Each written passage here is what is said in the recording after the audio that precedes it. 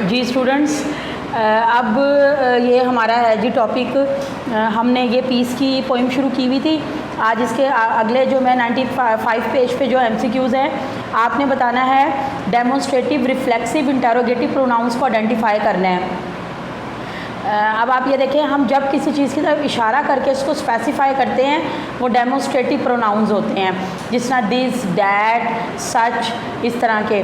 और जो इंटेरोगेटिव है W फैमिली वाले, हु है, विच है, वेयर है, हुम है, हुज है, ये सारे इंटेरोगेटिव प्रोनाउन हैं। और जितने भी सेल्फ वाले हैं, जिस तरह माई सेल्फ हो गया, योर सेल्फ हो गया, आवर सेल्फ हो गया, हिम सेल्फ हो गया, देम सेल्फ हो गया, ये सारे रिफ्लेक्सिव हैं। आपने जस्ट डेफिनेशन याद करनी है और जहाँ से भी आगे आपको पता होगा आपने फ़ौरन हाईलाइट कर देना है। अब ये देखें, hand me that hammer, that king, that जो है वो है डेमोन्स्ट्रेटिव, माई सेल्फ अगले में रिफ्लेक्सिव है, हु है इंटेरोगेटिव, हिम सेल्फ है रिफ्लेक्सिव, दिस डेमोन्स्ट्रेटिव और विच जो है वो इंटेरोगेटिव प्रोनाउन है।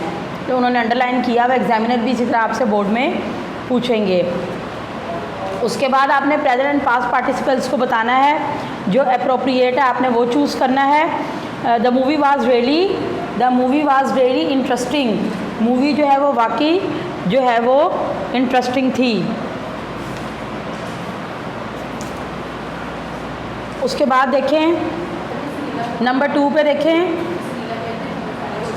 जी, I thought it was good lecture but I wasn't very.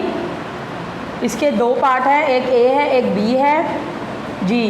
B में जो है वो आना है इंटरेस्टेड और ए में आना है इंटरेस्टिंग। उसके बाद नंबर 2 पे आए, our town is so boring, और बोरिंग, हमारा टाउन बहुत बोरिंग है। और बी है are you bored with that game already, have you heard her laugh, it's so annoying. पहले में एनोइंग है, दूसरे में एनॉयड है। आपने एक में प्रेजेंट लगाना है, एक में पास्ट लगाना। आप सेंटेंस की उर्दू करेंगे ताकि आपको क्लियर पता चल जाएगा। उसके बाद है the city was during the storm जी, the city was damaged, city जो है वो ख़राब हो गई है, चूँकि ये पास्ट की बात है इसलिए डैमेज लगा है। उसके बाद डैमेजिंग आना है एंड दूसरे वाले में the information was quite damaging to his reputation. This treatment is really great. It makes me feel so relaxed. और लास्ट वाले में आना है डिप्रेसिंग। ठीक है स्टूडेंट्स, ये हमारे जो हो गए हैं, ये MCQs आज हमारे ये वाले हुए हैं। उसके बाद ये सारी डेफिनेशंस आपने याद करनी है। जर्न फ्रेज है, इन्फिनिटिव्स है और प्रेपोजिशनल फ्रेज है। अच्छा जी, आप ये देखिए, the gerund phrase include the gerund and the object of the gerund और any modifiers relates to the gerund. आप ये देखें, उन्होंने बताया हुआ है in the following example the gerund is bold and the gerund phrase is underlined.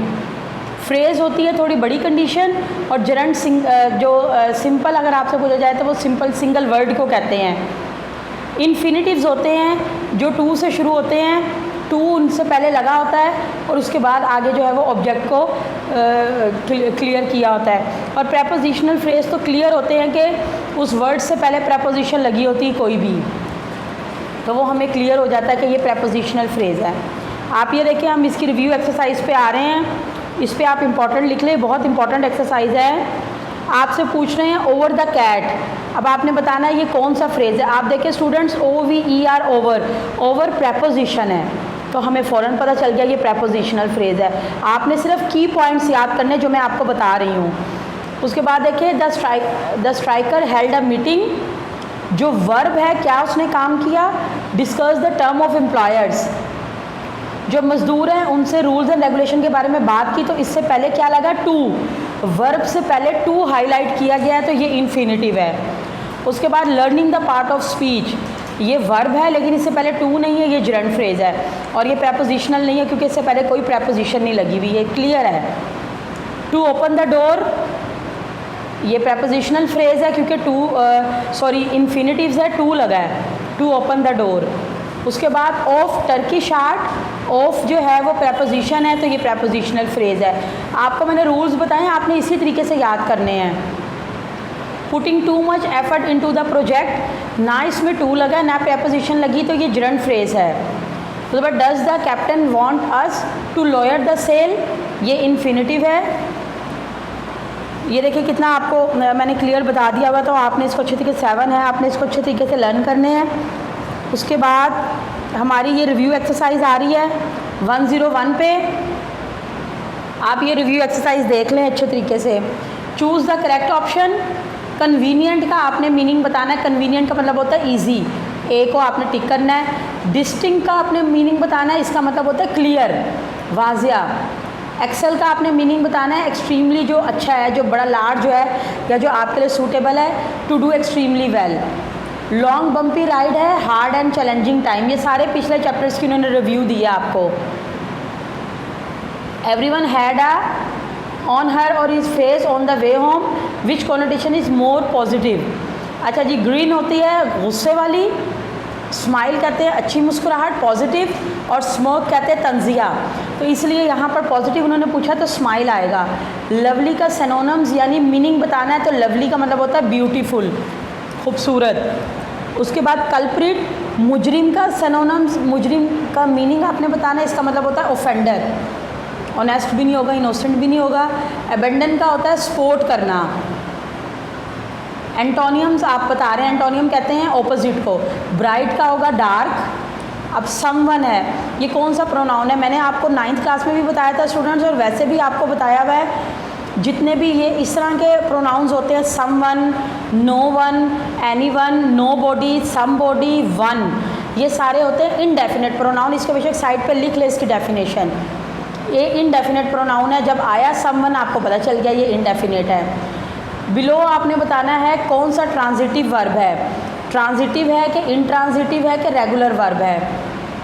ऐसा verb जिसके साथ ऑब्जेक्ट बयान किया गया हो, द वॉचमैन बिलो, ऑब्जेक्ट बयान किया गया हो, watch the below his whistle, यानी जो वर्ब है उसके साथ बताया गया हो कि वो वर्ब क्या है, और ऐसा जिसके साथ ना हो उनको कैटेगराइज आपने करना है। अच्छा, अब ये देखें, the watchman below his whistle, उसने जो है वॉचमैन ने जो है वो अपनी सीटी बजाई। तो आप ये देखें इसमें क्या मकसद था, किसके लिए बजाई गई, क्या वजह नहीं बयान की गई, तो ये ट्रांजिटिव वर्ब है। अगर उसमें बयान की गई होगी तो वो इंट्रांजिटिव होगा, तो आपने इसको करना है, बिलो जो है वो इंट्रांजिटिव वर्ब है। टू स्पेंड आपसे पूछा, टू मैंने आपको पहले भी बताया है, टू है तो ये इन्फिनेटिव है। उसके बाद हु तो सिंपल पता चल रहा है इंटेरोगेटिव प्रोनाउन है, अभी पीछे मैंने आपको इंटेरोगेटिव प्रोनाउन की डेफिनेशन भी बताई है। सक्सेसफुली आपने बताना है एडवर्ब कौन सा है, प्लेस नहीं है, कोई जगह नहीं है, कोई टाइम नहीं है, बल्कि क्या है, ये आपके काम करने के मैनर्स हैं जिन्होंने आपको कामयाब किया, तो ये क्या है, एडवर्ब ऑफ मैनर। उसके बाद देखें जी, आवर प्रैक्टिस यूजुअली, ये डिग्री ऑफ फ्रिक्वेंसी है। मैनर्स यूजुअली यानी रोज़ाना, ये फ्रिक्वेंसी है आपके काम करने की कि आप रोज़ ये कर रहे हैं, ये आम चीज़ है आपके लिए, यूजुअली आप रोज़ाना आप उठते हैं। उसके बाद आपका बता रहे हैं आपने सही टेंस लगाना है। If he offers me a job, अगर वो मुझे जॉब की ऑफ़र करता है, आई विल एक्सेप्ट इट, तो मैं इसे कबूल कर लूँगा। देखिए मैंने उर्दू की है तो आपको फ़ौरन पता चल गया विल एक्सेप्ट आना है। यस्टरडे ये पास्ट इंडेफिनिट टेंस है, इसमें वर्ब की सेकंड फॉर्म लगेगी। Yesterday at 5 o'clock I ate apples, 8 आ गया है। By the time we got to the cinema the film had started, past perfect है कि शुरू हो चुकी थी, तो हैड स्टार्टेड आना है। फ्लाइंग ओवर द लेक, ये वर्ब है, और कौन सा वर्ब है, कोई प्रेपोजिशन नहीं इससे पहले लगी, कोई टू नहीं लगा, तो इसका मतलब ये जरंट फ्रेज है। They invite us to their home yesterday, कौन सा टेंस है ये, दे इन्वाइटेड, इसमें देखिए कोई हेल्पिंग वर्ब नहीं लगा हुआ, और पास्ट इंडेफिनेट ये टेंस है क्योंकि इसमें वर्ब की सेकंड फॉर्म लगी हुई है, इन्वाइटेड। इसमें आपका कौन सा एक्टिव पैसिव जो है, ये एक्टिव वाइज जो है वो सही है। A new computer was bought by them, they bought a new computer, B है, इसमें बी वाला आपका ठीक है। तो ये हमारी जो है इसकी कंप्लीट हो गई है पीस की। अब इसके समरी और क्वेश्चन आंसर इंशाल्लाह हम कल करेंगे। तो ये आपको ये आपने अच्छे तरीके से करनी, काफ़ी लेंथी चैप्टर है ये, क्योंकि इसमें समरी भी ऐड है और क्वेश्चन आंसर भी ऐड है। इसके अलावा इसकी एक्सरसाइज बहुत ज़्यादा है क्योंकि इसमें पिछले चैप्टर्स की रिव्यू शामिल की गई हैं। तो स्टूडेंट्स आपने इसको अच्छे तरीके से लर्न करना है। Thank you.